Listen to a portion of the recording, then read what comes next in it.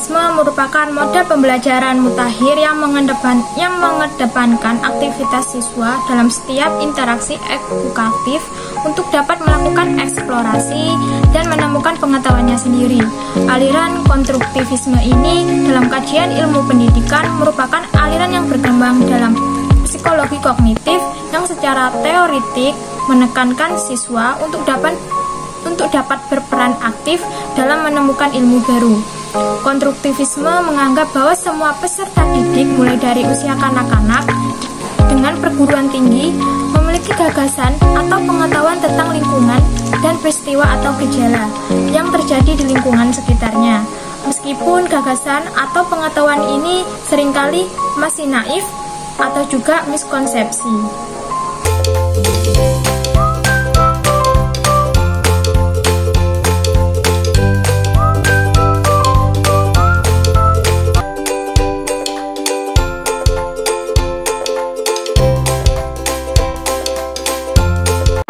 Langkah-langkah teori belajar konstruktivisme yang pertama yaitu guru harus bisa memancing peserta didik dengan suatu pokok bahasan atau konsep, misalnya memberikan sejumlah pertanyaan yang bersifat clickbait di kehidupan sehari-hari.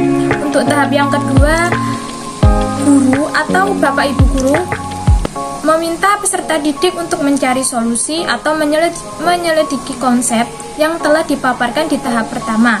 Kegiatan tersebut bisa diisi dengan membaca buku, mencari referensi dari berbagai sumber, atau mengkoordinasi ilmu-ilmu yang relevan. Untuk tahap yang ketiga, berisi kegiatan lanjutan dari hasil penyelidikan dan eksplorasi di tahap yang kedua. Pada tahap ini, peserta didik diminta untuk memberikan pemaparan tentang konsep yang dirumuskan berdasarkan pengetahuan yang diperolehnya. Untuk tahap yang keempat, untuk mengoptimalkan ketiga tahap sebelumnya, Bapak Ibu guru bisa mengondisikan suasana belajar di kelas menjadi lebih hangat, santun, dan berwibawa. Dengan demikian, Bapak atau Ibu guru bisa mendorong peserta didik untuk bisa menerapkan pemahaman konseptual yang telah diperolehnya di kehidupan sehari-hari.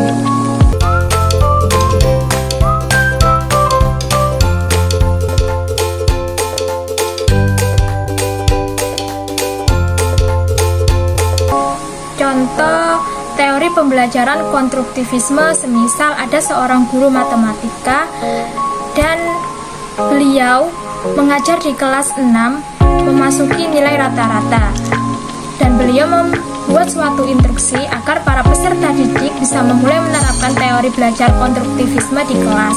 Untuk menentukan suatu nilai rata-rata, peserta didik diminta untuk mengikuti langkah seperti 1.